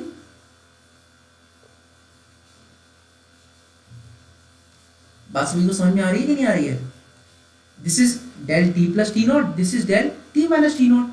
जैसे आप जो आपको t इक्वल टू जीरो पर आपको इंपल्स सिग्नल मिल रहा था वही आपको टाइम शिफ्टेड पर मिल जाएगा। डिले कराएंगे तो डिले हो जाएगा, राइट हैंड साइड शिफ्ट हो जाएगा, एडवांस कराएंगे तो लेफ्ट हैंड साइड में शिफ्ट हो जाएगा। सो this is property of second property, that is time shifting. Third property, that is time reversal. Time reversal ये कहता है कि एफ ऑफ टी को आप एफ ऑफ माइनस टी में चेंज कराइए। तो बेटा मेरा जो डेल ऑफ टी है, तुम देखो ध्यान से, वो तो सिर्फ टी इक्वल टू जीरो पर ही शो हो रहा है और तो रिप्रेजेंट हो नहीं रहा है। ये कहां हो रहा है, टी इक्वल टू जीरो पर रिप्रेजेंट हो रहा है खाली। तो रिवर्सल ये कहता है कि जो चीज आपको टी इक्वल टू पॉजिटिव में मिल रही हो वो सब नेगेटिव में हो जाएगी, जो चीज नेगेटिव में मिल रही है वो सब पॉजिटिव में मिल जाएगी। बट इंपल्स सिग्नल तो टी इक्वल टू जीरो पर रिप्रेजेंट कर रहा है ना, तो टी इक्वल टू जीरो को t equal to minus zero करेंगे, रिवर्सल करेंगे, बात तो वैल्यू वही होगी। तो इसका मतलब क्या है कि टाइम रिवर्सल से मेरे इंपल्स सिग्नल पे कोई भी अंतर नहीं पड़ रहा है, क्योंकि टाइम रिवर्सल मैं करूंगा तो मेरा डेल्टा जो टाइम है, जो मेरा इंपल्स सिग्नल है, वो तो टी इक्वल टू जीरो पे रिप्रेजेंट हो रहा है। तो चाहे मैं उसका रिवर्सल करूं तो भी वो टी इक्वल टू जीरो पे रिप्रेजेंट होगा।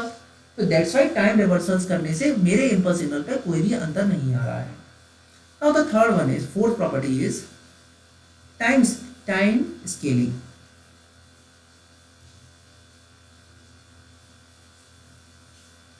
टाइम स्केलिंग ये प्रॉपर्टी कहती है del of T equal to, अगर मैं डेल ऑफ एटी में चेंज कराता हूं, for example del of t है, अगर वो मैं डेल एटी में चेंज कराता हूं तो मुझे जो ये जो डेल ऑफ एटी है ये मिल जाएगा 1/mod a डेल टी। अब ये कैसे मिलेगा मैं बताता हूं अभी आपको, एक मिनट देखिए। फॉर एग्जांपल मेरे पास में मेरा पेरेंट सिग्नल है, मैं पेरेंट, देखो जब भी प्रॉपर्टी का प्रूफ कर रहा हूं पेरेंट सिग्नल को देखा करो हमेशा। सबसे पहले मैंने ये बोला कि सर डेल ऑफ टी बनाने के लिए मैंने जो पेरेंट सिग्नल यूज किया हुआ है वो ये किया हुआ है, that is 1/a, that is a, this is my f of t, this is t. Limit a tends to zero कर दूंगा तो मुझे मेरा क्या मिल जाएगा, डेल टी मुझे मिल जाएगा। इस पेरेंट सिग्नल से सभी को समझ में आ रहा होगा, a टेंड्स टू जीरो करेंगे तो ये a ऑरिजिन पे आ जाएगा और ये वाला 1/a जो इसकी हाइट है वो कहां चली जाएगी, इन्फिनिटी चली जाएगी। अब अगर f ऑफ t को मैं f ऑफ at से रिप्रेजेंट कर रहा हूं तो a क्या करता है, a कंप्रेशन करता है, a की वैल्यू ग्रेटर देन मान लेते हो तो a क्या करेगा, कंप्रेशन करेगा। तो जो हर चीज है मुझे बेसिकली जो हर चीज मुझे है, या ऐसा करता हूं ऑलरेडी ए है तो मैं यहाँ दूसरी चीज ले लेता हूं, मैं बी ले लेता हूं तो थोड़ा ज्यादा क्लियर रहेगा, है ना। मैं ए की जगह वी ले लेता हूं तो मेरे पास में अगर एफ ऑफ टी है, इसको मैं चेंज करूं एफ ऑफ बी टी से तो क्या है sir, if b is greater than 1 तो ये सिग्नल का क्या करेगा, कंप्रेशन करेगा। कंप्रेशन करके वैल्यू क्या बन जाएगी जरा मुझे बताना। ये जो वैल्यू, जो आपको वैल्यू हर मतलब हर टाइम इंस्टेंस को ये बी से डिवाइड कर देगा तो ये जो ए वाला टाइम इंस्टेंस को कहां हो जाएगा, ए बाई बी पे हो जाएगा। क्या एम्पलीट्यूड चेंज होगा, नो, क्योंकि सभी टाइम ऑपरेशन ऑन सिग्नल है। तो this is F of T, ये 1/a रहेगा, लेकिन जो चीज आपको ए पे मिल रही थी अब वो आपको ए बाई बी तक मिलेगी, क्योंकि हर टाइम इंस्टेंस की वैल्यू कंप्रेशन में ए बाई बी से डिवाइड हो जाती है। बात सभी को समझ में आ रही है बेटा, सभी को बात समझ में आ रही है। सर मैंने थोड़ी देर पहले ये बताया कि जो डेल टी होता है, जो डेल टी होता है वो डेल टी बेसिकली का जो कोफिशिएंट है दैट शोज द एरिया। तो यहां पे एरिया क्या था, यहां पे एरिया क्या था 1/a into a equal to 1, तो इसलिए डेल टी रिप्रेजेंट हो रहा था। अब यहां पे कंप्रेशन कराने के बाद में एरिया की वैल्यू क्या होगी जरा बताना मुझे। Area equal to 1/a into a by b, a से a कैंसिल होता है, एरिया हो गया 1/b। तो अब जो एरिया है वो इसके कोफिशिएंट में रिप्रेजेंट करना पड़ेगा, तो मैंने कोफिशिएंट से रिप्रेजेंट कर दिया। Sir area is always positive, that's why I take the mod. बात समझ में आ रहा है। तो अगर डेल टी है, इसको अगर मैं डेल बी टी से रिप्रेजेंट करता हूं, मैं टाइम स्केलिंग करता हूं तो इसकी वैल्यू क्या होगी 1/mod b डेल टी, क्योंकि सर कंप्रेशन कराने से, टाइम स्केलिंग कराने से पेरेंट सिग्नल का पेरेंट सिग्नल का एरिया चेंज हो गया, और ये जो 1/mod b या 1/mod a है वो बेसिकली अब इसका न्यू एरिया है। This is new area. Initial area इसका क्या था, 1 था, अब पेरेंट सिग्नल का एरिया चेंज हो गया, दिस इज न्यू एरिया। तो वो एरिया भी हमको क्या करना पड़ेगा, रिप्रेजेंट करना पड़ेगा। तो this is new area, this is new area. और वो एरिया कैसे आया, कंप्रेशन कराने से कैसे चेंज हुआ, I have given you this proof. ये बेटा सभी को चीज समझ में आ गई, टाइम स्केलिंग सभी को समझ में आ गया, टाइम रिवर्सल सभी को समझ में आ गया। बेटा these properties of impulse signal is very very important, that's why I have taken so much time in this property of impulse signal. इसीलिए मैं इंपल्स सिग्नल को इतना टाइम दे रहा हूँ, अदरवाइज टीचर्स 5 मिनट 10 मिनट में इंपल्स सिग्नल पूरा पढ़ा देते हैं।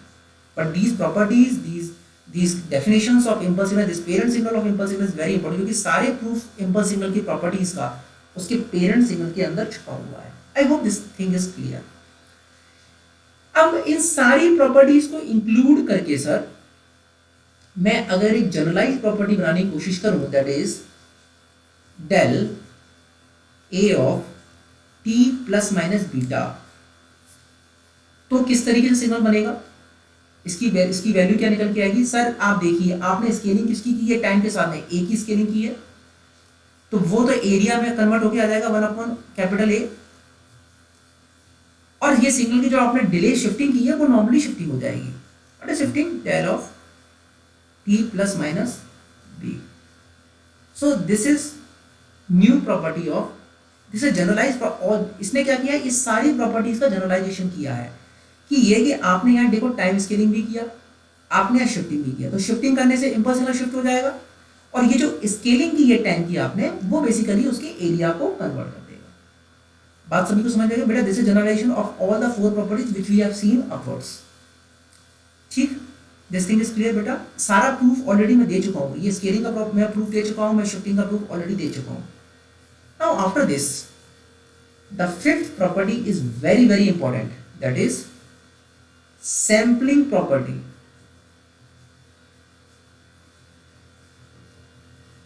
Impulse signal. What sampling property states that if any signal f of t is multiplied with impulse signal, then the result which we get is like this, f of a del t minus a। But this property is very very very important। थोड़ा सा ध्यान से सुनो और देखो।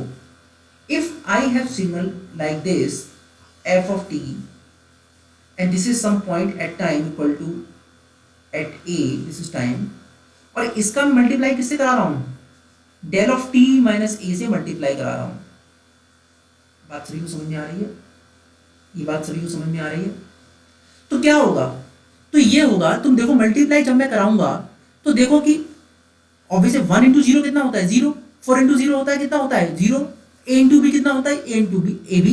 तो देखो कि जब इस सिग्नल का, this is del T minus A, इस एफ ऑफ टी का जब मैं डेल टी माइनस ए से मल्टीप्लाई कराऊंगा, तो इस ए इंस्टेंट को छोड़कर, इस ए इंस्टेंट को छोड़कर बाकी सारे इंस्टेंट पे तो डेल टी माइनस ए 0 है। तो जब ये मल्टीप्लाई होगा ये वाला सिग्नल एफ ऑफ टी से, तो तुम देखो कि इस ए इंस्टेंट को छोड़ के बाकी सारे इंस्टेंट पे, तो बाकी सारे इंस्टेंट पे तो इनका जो मल्टीप्लाई होगा वो 0 हो जाएगा। तो वैल्यू कहाँ की सिर्फ रह जाएगी मल्टीप्लाई में, सिर्फ एफ ऑफ ए की वैल्यू रह जाएगी।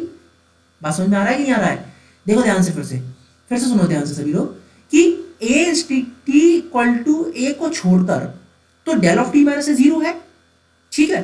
तो जब ये 0 है तो ये 0 जब मल्टीप्लाई होगा एफ ऑफ टी से, तो सिर्फ टी इक्वल टू ए को छोड़कर बाकी सारे इंस्टेंट पे तो वैल्यू क्या हो जाएगी, बाकी सारे इंस्टेंट पे तो वैल्यू इनके मल्टीप्लाई की वैल्यू क्या हो जाएगी 0 हो जाएगी। सिर्फ रह क्या जाएगा, सिर्फ टी इक्वल टू ए वाला इंस्टेंट रह जाएगा, क्योंकि इस टी इक्वल टू ए वाले इंस्टेंट पे मुझे नहीं पता इंपल्स की वैल्यू क्या है, बट इस रह सिर्फ यही वाला टाइम इंस्टेंट जाएगा, क्योंकि इसको छोड़कर मुझे इंपल्स की वैल्यू पता है कि क्या होती है 0, तो वो मल्टीप्लाई होगी तो 0 हो जाएगा। सिर्फ कौन सा रह जाएगा, टी इक्वल टू ए वाला इंस्टेंट रह जाएगा, and this T equal to A वाला इंस्टेंट क्या होगा, F of A multiply with del T minus A. मतलब ये कि इस टी इक्वल टू ए पे एफ ऑफ टी की जो भी वैल्यू होगी वो मल्टीप्लाई किसके साथ में हो जाएगी, del of T minus a. This is called as sampling property. I hope this is clear बेटा। मुझे लगता है कि इसमें किसी को कोई डाउट नहीं होगा। इसी प्रॉपर्टी का extension, that is shifting property, not shifting, this is called as shifting, SIFTING। Shifting property पहले देख ली हम लोगों ने, डेल ऑफ टी है, del of T minus T naught हो गया, that is known as shifting property. This property is shifting, shifting not shifting. I think this is clear. These two properties are बेटा very important. Shifting property ये कहता है कि sampling जो आपने कराया उसका अगर आप कंप्लीट टाइम इंटरवल के लिए इंटीग्रेशन कराते हैं तो आंसर में आपको f ऑफ a मिलेगा। ये बहुत ही इंपॉर्टेंट प्रॉपर्टी है। हर साल मान के चलो कि किसी न किसी कॉम्पिटिटिव एग्जामिनेशन में क्वेश्चन इसका आ ही जाता है। इसका प्रूफ क्या है वो मैं बताऊंगा, और बहुत सिंपल प्रूफ है, आपको तुरंत समझ में आ जाएगा।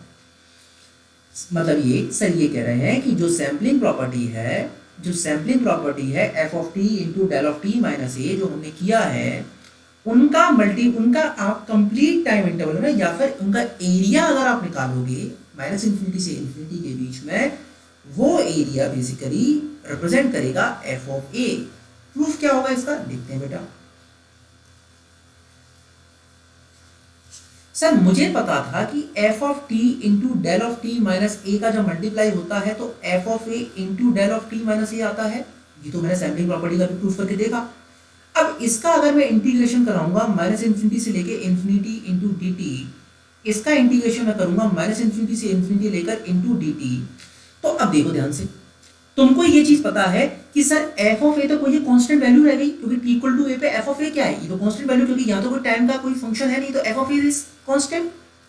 तो f ऑफ a तो बाहर निकाला है, f ऑफ, क्योंकि इंटीग्रेशन t का हो रहा है ना, और f ऑफ a तो एक वैल्यू है, time is t equal to a के लिए इस पूरे फंक्शन की t इक्वल टू a पे एक वैल्यू है, तो ये f ऑफ a क्या आ जाएगा, बाहर आ जाएगा।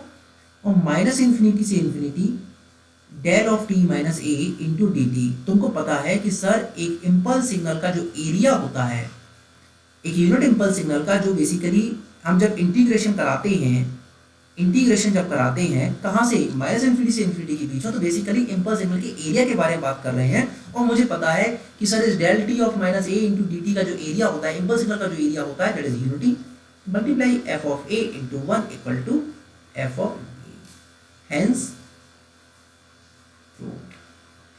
बेटा प्रूफ सभी को समझ में आ गया, क्योंकि f of a is constant, it comes outside of this integration, or the integration belonging from minus infinity to infinity del of t minus a into dt is unity. You know that the area of the impulse signal, unit impulse signal is 1। अगर इसकी जगह और कोई coefficient होता तो area और आ जाता, लेकिन यहाँ तो कोफिशिएंट क्या है, 1 है del t minus a के साथ में, that's why this area comes as 1। So that these all properties are very very very very important for impulse signal. I hope this is clear. अब इस क्लास को खत्म करने से पहले हम कुछ एग्जांपल्स और कुछ क्वेश्चन सॉल्व करेंगे जो एग्जाम में पूछे जाते हैं। Questions, evaluate the following integrals। Question number 1 is minus infinity से infinity cos t del t into D T. एक आपको ये डेल टी का मल्टीप्लाई करके cos t into del T into D T किया हुआ है, ठीक है। This cos t is something like f of t and this is del of t into D T, area बोला है। तो sir with the help of sampling property I know that कि f of t into del T minus A, ये देखो ना अभी हमने पढ़ा हुआ है बेटा, देखो ध्यान से यहाँ पे सभी लोग, f of t into del T minus A equal to f of a into del T minus A. तो यहाँ पे इस वाले क्वेश्चन में a की वैल्यू क्या है, डेल टी माइनस ए की वैल्यू क्या है, 0। तो ये मुझे क्या मिलेगा, cos of 0 into del of t with the help of sampling property। ये किससे मिला, sampling property से मिला। और इसका इंटीग्रेशन कराऊंगा माइनस इन्फिनिटी से infinity cos of 0 into del of t। cos of 0 is constant, it comes outside of the integration, cos of 0 minus infinity से into infinity del of t into dt। Sorry, it is 1। मुझे पता है area under the integration क्या होता है, और area under the curve for impulse signal is 1, value is cos 0, और cos 0 कितना होता है, 1। तो यहाँ पे कौन सी दो प्रॉपर्टी लगी, पहले लगी सैम्पलिंग प्रॉपर्टी, यहाँ कौन सी लगी, shifting property. I hope this is clear बेटा। Now the second question, minus infinity से infinity cos t minus 2 pi del t minus pi into D t.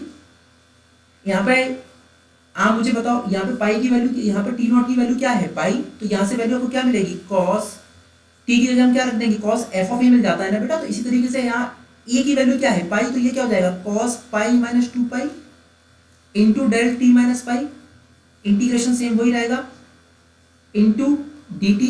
Cos pi minus 2 pi is minus cos pi, वो तो बेटा बाहर हो जाएगा, ये तो बाहर हो जाएगा ना, कॉस ऑफ माइनस पाई ये तो बाहर हो जाएगा।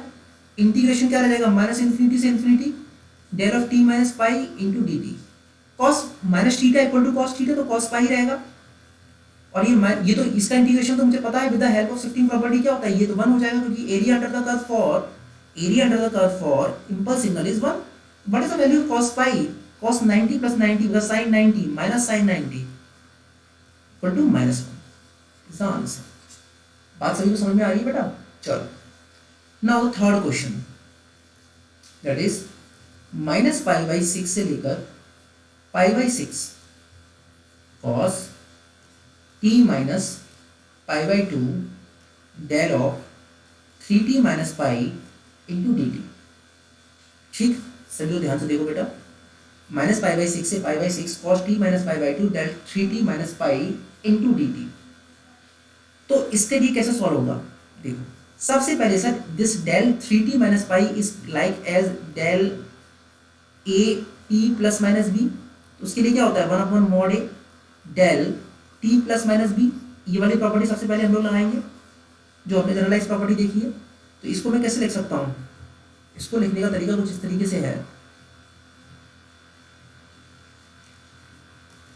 माइनस पाई बाई 6 से pi by 6 cos t minus pi by 2 del 3 को कॉमन लो बेटा, t माइनस पाई बाई 3। ये कुछ इस तरीके से पड़ेगा। ये ध्यान रखना बेटा, यहाँ बच्चे गलती कर जाते हैं, इसलिए मैं क्वेश्चन सॉल्व करा रहा हूँ, एक एक स्टेप बता रहा हूँ आपको, बच्चों गलती नहीं करना है। 3 इसकी वैल्यू क्या होगी माइनस पाई बाई 6 से pi by 6 cos t minus pi by 2 del ये तो 1/3 बाहर आ जाएगा इस वाली प्रॉपर्टी से, with the help of this property del a t plus minus b equal to 1/mod a। यह क्या आ जाएगा 1/3 बाहर आ जाएगा, क्या बचेगा del t minus pi by 3 into D t. ये कहाँ से आया, ये यहाँ से आया। ठीक है, इस वाली प्रॉपर्टी से मैंने इस वाले एक्सप्रेशन को इस वाले एक्सप्रेशन से लिखा है, ध्यान रखना बेटा। नाउ माइनस पाई बाई 6 से pi by 6 cos t minus pi by 2, ये 1/3 में बाहर निकाल लेता हूँ, del of t minus pi by 3 into D t. ठीक है, सभी को समझ में आ रहा है बेटा। अब with the help of sampling property del f of t into del of t minus a equal to क्या हो जाता है f of a into del t minus a। तो 1/3 माइनस पाई बाई 6 से pi by 6 cos of pi by 3 minus pi by 2 del of t minus pi by 3 into D t. ये किससे मुझे मिला, ये मिला मुझे सैम्पलिंग प्रॉपर्टी से। नाउ आगे 1/3। अब सर ये वाली पूरी कहानी तो क्या हो चुकी है, कांस्टेंट हो चुकी है। cos what is cos pi by 3, cos pi by 3 is 60। What is cos pi by 2, what is cos pi by 2, cos pi by 2 is 90। तो 60 माइनस 90 इज माइनस 30। तो cos of minus pi by 6 pi by 3 minus pi by 2 मतलब पाई by 3 60 minus 90 is minus 30। तो मैंने minus 30 बाहर ले लिया, तो constant है माइनस पाई बाई 6 से pi by 6 del T minus pi by 3 into D t. अब बेटा ध्यान देखो, यहाँ सबसे मजेदार वाली चीज है कि सर सिग्नल मैंने इस तरीके से बनाया, मेरा पाई बाई 3 होता है कुछ 60 डिग्री, तो pi by 3 is like here, pi by 6 is like here, minus pi by 6 is like here. Pi by 3 पर जो मेरा सिग्नल बनेगा del T minus pi by 3 ये बनेगा।